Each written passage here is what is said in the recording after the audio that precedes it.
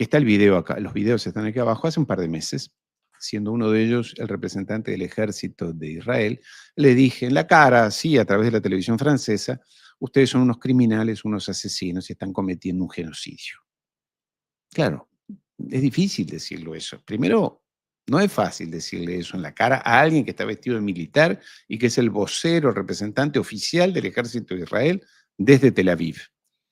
Mucha gente dice, sí, yo lo haría. Bueno, pero hay que decírselo. No me estoy haciendo el valiente.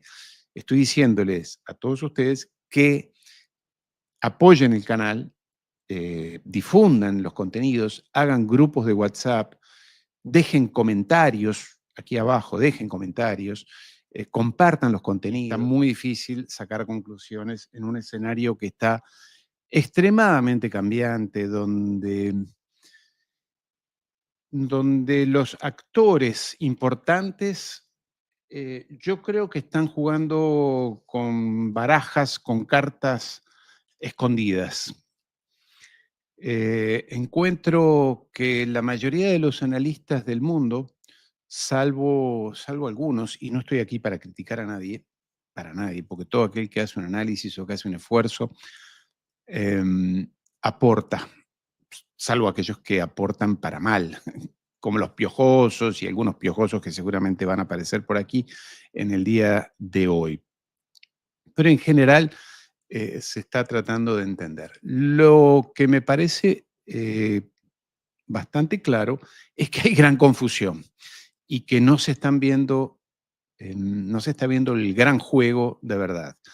En el día de ayer, en definitiva, esta comunicación de hoy es una continuación, creo yo, al video que hice ayer, a la transmisión que hice ayer, donde más que nada apunté a quiénes son los que están detrás de este gran juego. Yo dije ayer, no me voy a repetir, está el video, quien lo quiera ver, allí está, disponible. Dije ayer en síntesis que todo esto es un juego financiero y que detrás de este negocio financiero está la tribu malvada, la tribu malvada. ¿Y por qué digo malvada? No es esto ni un espíritu de odio, ni de generar broncas, ni de generar hostigamiento hacia nadie, sino porque ellos dicen que son esa colectividad elegida por Dios y que están llamados a gobernar el mundo. Ellos lo dicen. Entonces, como lo dicen, y yo los escucho, la mayoría no lo hace, no los escucha, no los mira, por pudor, por miedo, por vergüenza, sobre todo por miedo, miedo a que ahí mejor no me meto, entonces si no eso me va a traer complicaciones a mí. Entonces es por eso que todos los análisis, en general, la mayoría de los análisis, se quedan cortos en la profundidad, porque no le ponen nombre y apellido a lo que hay detrás. Hoy escuchaba un debate en la televisión francesa donde una persona, una chica muy inteligente, muy formada, de izquierda, debatía con alguien más de derecha. Y se quedaba en los lugares comunes de siempre, el capitalismo, la derecha, la burguesía, y eso ya hoy no alcanza, porque si no, nadie entiende. Y cuando no entendés frente a quiénes te enfrentás o con quiénes te enfrentás, la lucha siempre la tenés perdida. Y ellos, en definitiva, han buscado que siempre eh, que te aproximes al problema, porque ellos, claro, no lo pueden tapar, evidentemente que no pueden tapar. La tribu de la sinagoga no puede tapar la verdad. Lo que hace es confundir la verdad.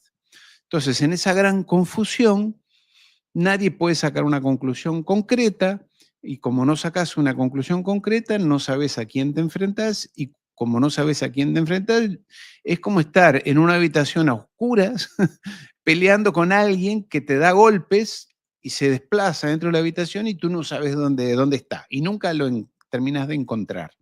Es como el pelear con un fantasma, porque ellos no dicen que no existe la injusticia, el atropello, la esclavización, la usura, el gran instrumento que a ellos les gusta utilizar, siempre me refiero a la tribu de la sinagoga, ellos usan la usura, el crédito, el empréstito, el, el empeñarse como método de gobernar el mundo. Tu casa, tu coche, lo que compres con tu tarjeta de crédito, si estás hipotecado, si, etcétera, todo lo que compres, generalmente, en el mundo de hoy se hace a crédito, con tarjeta de crédito, un crédito bancario, el que puede, ¿no? El que no puede ya directamente está fuera. Pero el que puede saca un crédito y con el crédito te tienen agarrado como un perrito con una cuerdita así, te llevan para un lado, ellos te tienen. Pero eso está claramente expresado en aquella magnífica obra de Shakespeare, El mercader de Venecia. Entonces, eso fue lo que hablé ayer. Esto tiene nombre y apellido. Y lo que he visto, decía una chica hablando hoy, una francesa de izquierda, muy inteligente, muy académicamente formada, pero terminaba en las vaguedades, en los lugares comunes y en definitiva, después cada uno se va a su casa y no sabe a quién se enfrenta. Pues en este canal le ponemos nombre y apellido. Y siempre, desde hace 250 años, todas, absolutamente todas las calamidades sociales, económicas y culturales, calamidades sociales, económicas y culturales, y todo lo que se te pueda ocurrir que han sucedido, por lo menos en Occidente, de Europa para acá, América Latina, los Estados Unidos, África, siempre han sido obra de estos malvados. Claro, tú dirás, bueno, pero este hombre está obsesionado, ya van varios que me dicen, te has obsesionado, eh, siempre sos reiterativo. Es que no le encuentro otra explicación. Yo vengo de una formación muy académica, a la francesa, por consiguiente bastante de izquierda, progresista, medio marxista, materialista. Eh, Vengo de esa formación, he pasado años ahí. Pero en un determinado momento empecé a darme cuenta que esa explicación, ese análisis, si bien era válido, no era suficiente, no iba al fondo y dejaba intactas, inamovibles, las bases de la injusticia, las bases de la esclavitud, del atropello y de la dictadura en la que podríamos incluir a Carlos Marx, dice Carlos Mario. Bueno, Carlos Marx era, mira que yo lo he leído a Carlos Marx, he leído El Capital, la mayoría de sus obras, a él, a Engels, y no podemos dejar de decir que él era judío, que su padre era rabino, que él rechazó esa condición de judío, él escribió el libro La cuestión judía, o sí, la cuestión judía creo que era, hace muchos años que lo leí. Eh, pero, pero se llevan la sangre. Por eso, cuando uno hace un análisis geopolítico, si no incorpora el factor personal, la historia de la persona, en qué condiciones se crió, con cuáles fueron sus referentes culturales, sociales, políticos, ideológicos, y si no entiende en qué contexto religioso se desarrolló esa persona, ese líder, ese conductor, si no incorporas estos factores en el análisis geopolítico, no estás haciendo buen análisis geopolítico. Esta es mi conclusión, esta es mi opinión absolutamente sopesada. Esto no es algo que, por eso este canal existe, porque creo yo que hay que incorporar todos esos factores. Y la mayoría de los analistas, dejo afuera a mi querido amigo Alfredo Jalife Rame, allí en México, y pocos más, y pocos más, y pocos más. La mayoría de los análisis se basan en cuestiones académicas. He leído 2 libros, 10 libros, 100 libros, hice cursos. La geopolítica no es eso. La geopolítica son relaciones de poder. Y si no entendés de poder, porque no lo has entendido de verdad, o porque no has estado en instancias de poder, es como hablar de fútbol desde la tribuna del estadio de fútbol. cualquiera habla de fútbol y le explica desde ahí arriba a Messi y a Ronaldo lo que tienen que hacer ahí abajo en la cancha de juego. Pero si no estuviste nunca en la cancha de juego, si no has estado en consejos de administración de grandes empresas y en las decisiones políticas de países, es difícil entender la geopolítica. Todo queda en lo que estoy viendo que está ocurriendo, sobre todo en esta última semana, de manera flagrante con la mayoría de los analistas. Sobre todo después de lo que pasó entre Zelensky y Trump en el despacho Oval el viernes pasado, porque fue tan inusitado, tan insólito y tan fuera de lugar que todos los esquemas de la mayoría de los analistas se han caído. No saben qué decir. Y una vez más, no estoy aquí para criticar.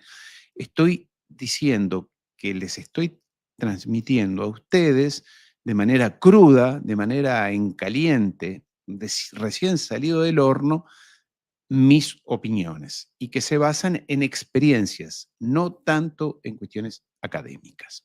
Ayer dije entonces, y vamos a lo importante, que la geopolítica actual es por razones, quienes están detrás de todo esto son quienes manejan el sistema financiero, no industrial, no productivo, ni la inteligencia artificial, ni la industria de armamentos, ni el petróleo. He dicho muchas veces, no sé si alguien me ha escuchado o lo ha entendido, Estados Unidos no invadió Irak por el petróleo, como se dice, fueron a buscar el petróleo. No es verdad, no es verdad, es no entender cómo funcionan las grandes multinacionales. Fueron por razones, te diría, hasta religiosas. Lo que pasa que cuando uno habla de esto en Occidente, en nuestros países, que están cada vez más, mm, diría, menos comprometidos con lo religioso, la mayoría de la gente ve el tema religioso como algo que no existe, eso es de otro, bueno, es otro planeta, eso ya no importa, eh, no hace a la vida de las personas de verdad, no hace al poder, el poder es economía y obtener recursos naturales y dominar, y eso es un análisis absolutamente ultra antiguo, ultra antiguo. Es de los años 70, eso ya no funciona más, no es así. Por eso es que la mayoría de los analistas se repiten. Y como dice mi querido amigo Gustavo, a quien saludo desde aquí, allí en España, hay mucha repetición de esquema vacío, sin mucho contenido. Lo que intento hoy, no porque yo tenga todo el contenido ni toda la verdad, pero creo que les voy a poder transmitir una visión diferente. Lo hice ayer y lo hice en el día de hoy. Y lo voy a intentar, no intentar, lo voy a hacer hoy, espero ser lo suficientemente claro. Antes voy a agradecerle a Luis Maryland. Muchas gracias, su donación y a alguien más.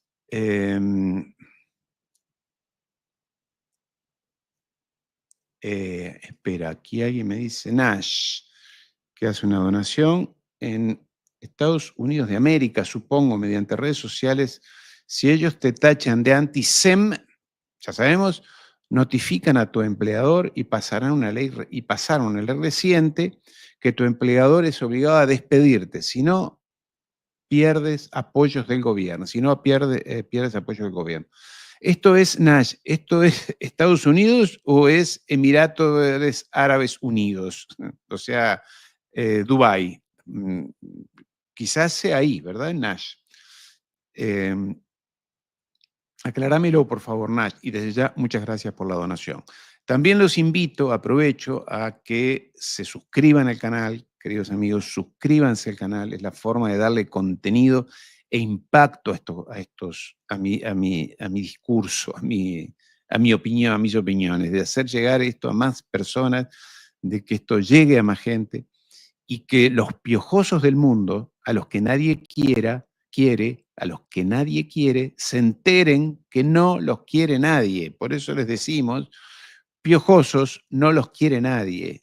Y como pocos se animan a decirlo, ya sea por lo que dice Nash, porque te despiden del trabajo o porque te sancionas. Y como yo no tengo ni necesidad de un trabajo a quien rendirle pleitesía, ni necesito arrodillarme ante nadie, cosa que le ocurre a la mayoría de la gente. Necesita su trabajo y para que no lo despidan de su trabajo, tiene que callarse. Bueno, yo no me callo y les digo, no los quiere nadie a los piojosos. Como ocurrió las dos veces en realidad, que debatí con esos piojosos de allí, desde Israel, que está el video acá, los videos están aquí abajo, hace un par de meses, siendo uno de ellos el representante del ejército de Israel, le dije en la cara, sí, a través de la televisión francesa, ustedes son unos criminales, unos asesinos y están cometiendo un genocidio. Claro, es difícil decirlo eso. Primero, no es fácil decirle eso en la cara a alguien que está vestido de militar y que es el vocero, el representante oficial del ejército de Israel desde Tel Aviv. Mucha gente dice, sí, yo lo haría. Bueno, pero hay que decírselo. No me estoy haciendo el valiente. Estoy diciéndoles a todos ustedes que apoyen el canal, difundan los contenidos, hagan grupos de WhatsApp, dejen comentarios aquí abajo, dejen comentarios, compartan los contenidos. Y si lo desean, desde ya, eh, háganse miembros del canal. Se pueden hacer miembros del canal. Tiene un costo y esto ayuda. Ahora vamos a cambiar las luces, por ejemplo, a pequeñas cosas que se hacen desde este canal. Mejoramos la cámara, mejoramos el audio, el sistema operativo, todo esto con las donaciones que hacen ustedes. No todo esto, no alcanza para todo, pero es una parte que ayuda. Y además es una manifestación diría hasta de acompañamiento hacia mí. Entonces, y a todos aquellos como Víctor Medina, muchas gracias Víctor, que se ha constituido como miembro del canal. Muchas gracias. Ah, perfecto, Nash. Muchas gracias, Nash. Desde Estados Unidos de América. Perfecto, sí, porque como habías puesto EAU, puede ser Emiratos Árabes Unidos. Desde Estados Unidos, sí, sí, allí también. Sí, claro, porque allí es muy poderoso el lobby judío, pero mucho más poderoso aún es el lobby de los evangélicos. Todas esas iglesias evangélicas del color y tinte y tendencia que quieran, todas son pro-sionistas, son fanáticos, predicadores pro-Israel. Y más aún en la televisión, los telepredicadores son fanáticos. Pero bueno, reverendos, me dice, sí, pastores, Adara, muchas gracias. Pastores, sí, pastores, sí. Dan unos sermones que te dejan de cama. Yo he vivido muchos años en los Estados Unidos y por razones escolares de mi hija tenía que ir cada tanto a algunos eventos de esos y además te sacan plata. A mí no, pero te sacan plata para mandar a Israel, porque hay que apoyar a Israel, porque son el pueblo elegido, para que puedan construir el tercer templo, sobre la explanada de los profetas, donde está allí la mezquita Al-Aqsa, y se la quieren destruir. El tercer templo, lo cual es una mentira, porque se sabe que el primero no existió, o bueno, habrá existido un templo de madera allí, pero el templo de verdad fue aquel que les destruyeron los romanos en el año 70 después de Cristo, Tito. Pero el primero, como ellos todos son mentiras y mitológicos y siempre agregan algo para que todo el mundo se comprometa con ellos o se conmueva, primer templo no existió. Pero ellos dicen que van a construir el tercer templo. Absolutamente, desde el punto de vista histórico, injustificado, como el rey David, que ellos dicen, el rey David. No hay Por eso Israel tiene una de las escuelas de arqueología más potentes del mundo, porque buscan desesperadamente en cada piedrita, en cada pedazo de tierra, abajo de cualquier cosa, alguna traza de que ellos estuvieron allí y son de allí. Buscan todo. Por ejemplo, el rey David, no hay, sí, lo menciona la Biblia, pero no hay ninguna traza, siendo que en la misma época los egipcios construían las pirámides y sabemos desde 5.000 años antes de Cristo, 3.000 años antes de Cristo, quiénes eran todos los emperadores, los faraones de la época, o el imperio asirio o babilónico. Pues de ellos no hay nada y no encontramos nada, pero dicen que sí. Dicen que sí y que allí existieron y vivieron y por eso tienen derecho a esa tierra. Una injusticia, un atropello y una barbarie lo que están haciendo contra nuestros hermanos palestinos, ahora contra el Líbano, contra Siria, porque ellos quieren construir, edificar, llamarlo como quieras, el gran Israel. Una locura, una locura. Pero bueno, vamos a lo importante. ¿Yo qué encuentro? Voy a agradecerle a Leonardo también. Muchas gracias por hacerse miembro del canal. Muchas gracias. A Víctor Medina ya lo había mencionado. Muchas gracias. Y sobre todo suscribirse al canal, como dice aquí abajo. Vamos al tema de hoy. Yo veo con muchísima preocupación lo que está pasando. Y me animaría a decirles, quiero compartir con ustedes, que mi preocupación es igual o mayor a la que sentí allí por el mes de noviembre, fin de noviembre, cuando ya se habían dado las elecciones de los Estados Unidos.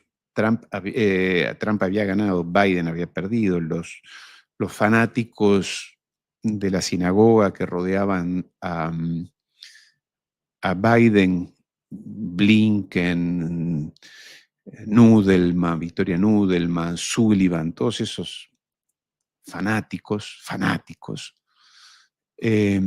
yo pensé en ese momento que era altamente probable que eso derivara en una guerra atómica con Rusia, que las provocaciones y la búsqueda del conflicto derivara en una guerra atómica. Por razones que afortunadamente no se dieron, esa guerra, ese conflicto, la gravedad del momento se calmó. Hoy creo que estamos en una situación, yo hoy se lo decía a unos amigos de otro canal, que tengo la sensación como que alguien tiró la moneda para arriba y la moneda está dando vuelta en el aire todavía. De un lado está la paz y del otro lado está una gran guerra. Vuelvo a sentir un extremo peligro en el horizonte cercano. Y creo que mis colegas, amigos, no se están dando cuenta de esta gravedad. Todo ha quedado en torno a lo anecdótico de la semana pasada, de si Trump le dijo, y si Zelensky le dijo, y si Macron, y si Steinmeier allí en Londres. Y yo encuentro, y aquí quizás sea mi inclinación como historiador, encuentro muchas similitudes, pero muchas similitudes, sabiendo que la historia nunca se repite, o no se repite como comedia, sino como tragedia, algo de eso había.